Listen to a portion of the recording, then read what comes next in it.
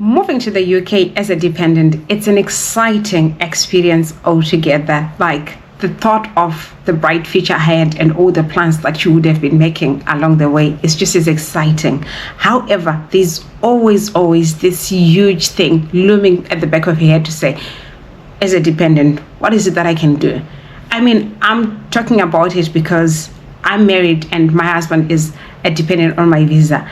This is the first time that I've actually said that, because I don't like saying it, because in our community it's a contentious one to talk about dependence. But today I am here to unpack some of the jobs that dependents can do. I'm here to settle the restlessness in terms of what is it that I can do when I go to the UK. Probably it's not for me. I mean, I'll feel lost, what the jobs and everything else. There's so many reasons why people get worried, from qualifications to personal preferences to a whole lot of things looms at the back of the mind, and today I'm here to unpack all of that. So if you have been wondering, you are in the right place, as we are going to talk about it all, what to consider if you're looking for a job as a dependent, either before you move here or you're already here. This is for you.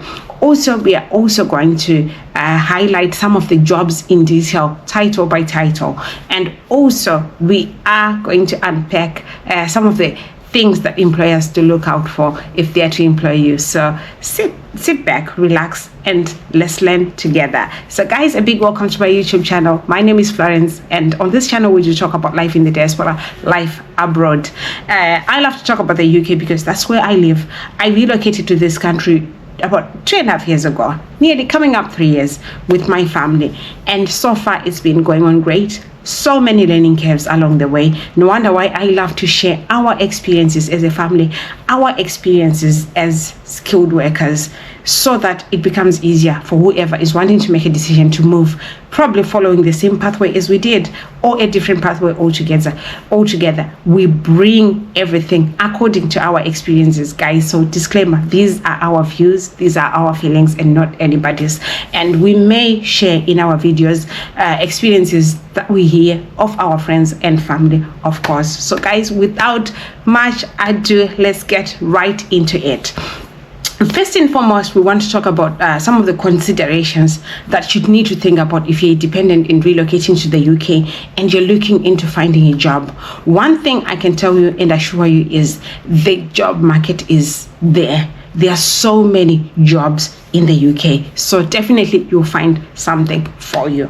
However, there are considerations to make. First and foremost, you have to consider your visa conditions.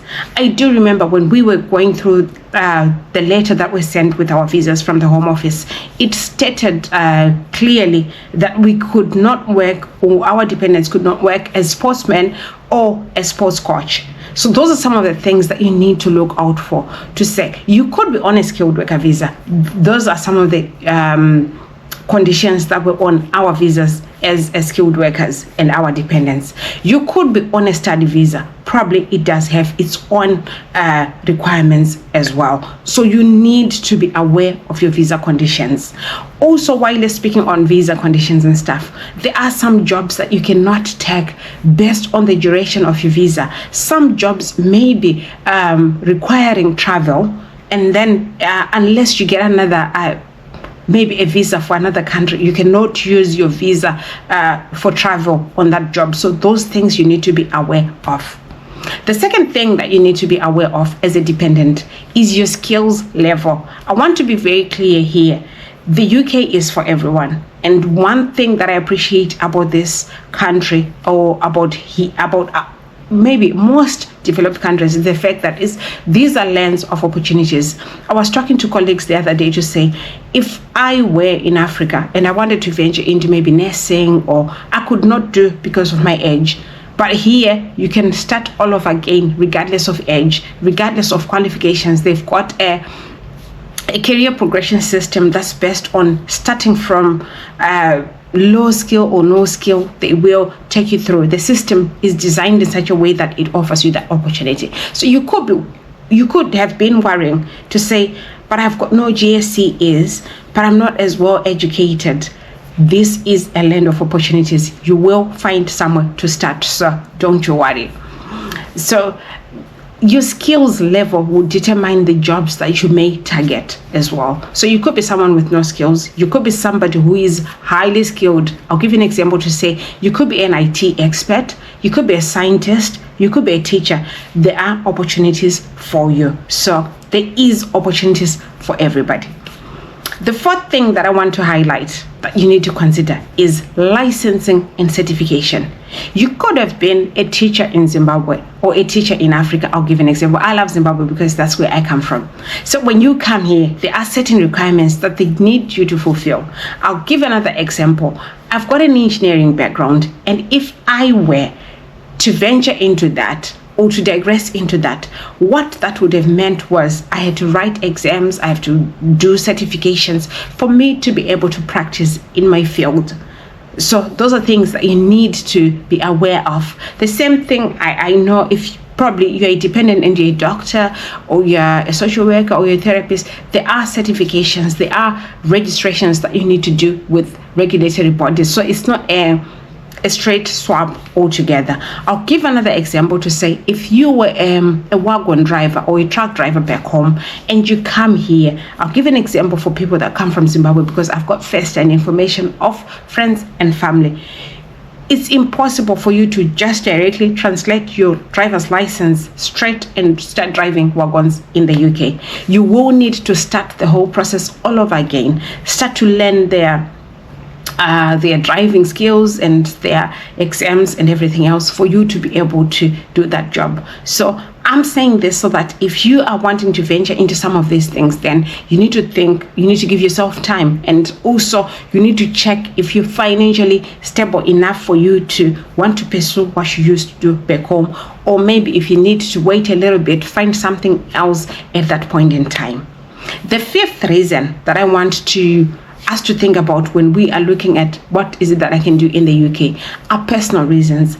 And when I say personal, I will say it: family dynamics, childcare arrangements. I have to say it because I'm a parent. We are both parents. And when we were deciding what jobs we were to do, mine was fixed because I'm the main applicant to the visa. So there were no negotiations. I had to show up for work. But he had to work around the children because we brought the children over. And if you haven't watched the video that I made on why we left our kids back in Africa and you're considering coming here or you're on your way here, please do go and watch it. It's on this platform, it's on this channel. Why do I want you to watch it if you're a family person? Is for decision-making process, to see how we made our decisions. I'm not saying it's the best, but you could learn a thing or two. You could maybe adjust one or two things, or you could be on a similar pathway, so you feel supported, you feel like someone is holding your hand. So do make an effort to watch that video. So family dynamics is very key. I do remember when we were talking with my husband, having that discussion to say, now we're growing and the children obviously will join us at some point.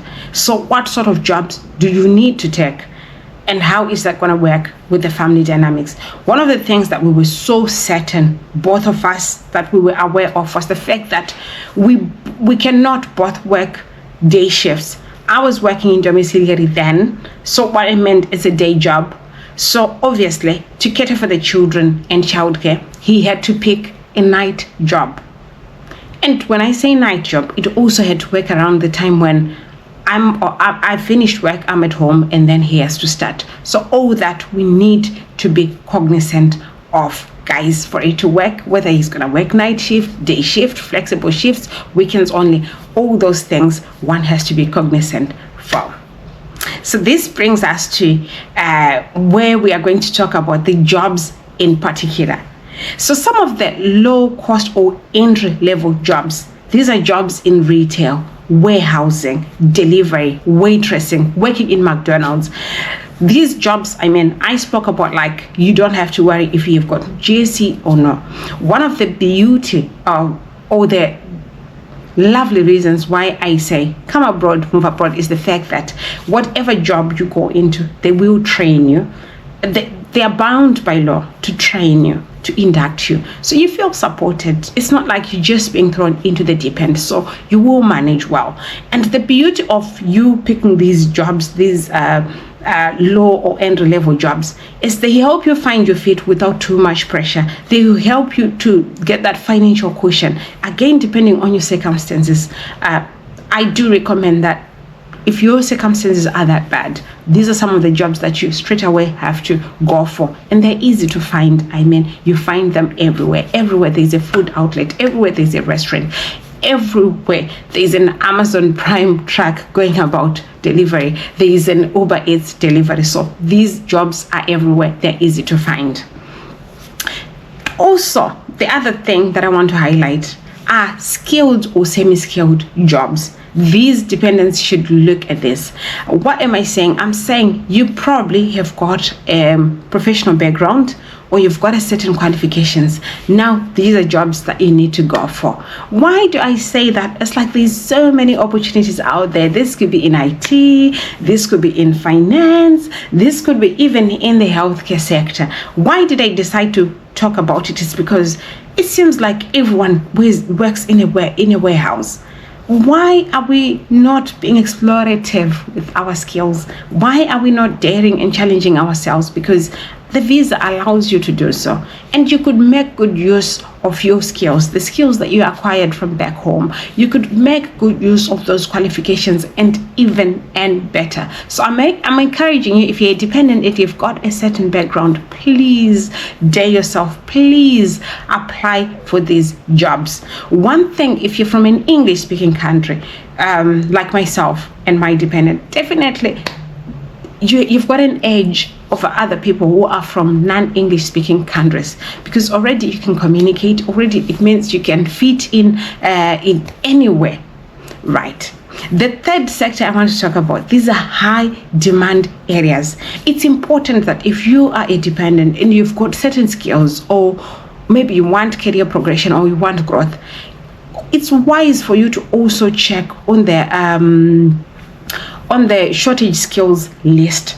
It's very, very important, because what that means is they're already looking for people like you. And if you're in the country, you are just the prayer that you're the answer to their prayer. So it means they will be so glad and happy to take you on board. I'll mention some of these high demand jobs. Construction industry, whether you want to work there as a laborer or a skilled maybe builder, plasterer, roofer, etc. This is an industry that is worth exploring if you're independent. They will get you on board as soon as yesterday. So make good use of those qualifications, those certifications, and those skills. Probably you want to maybe to hone your skills to career progression. You could start off there as a laborer in the construction industry. There's absolutely amazing skills. You could become a decorator long term, run your own business. There is so much potential there. So if you're dependent and you're watching this video, or you know a dependent and you're watching this video, please share with them for their sake, for their progress, for their success, because we are for success in our migrant community. The second on-demand industry is the hospitality and tourism industry. I cannot overemphasize this.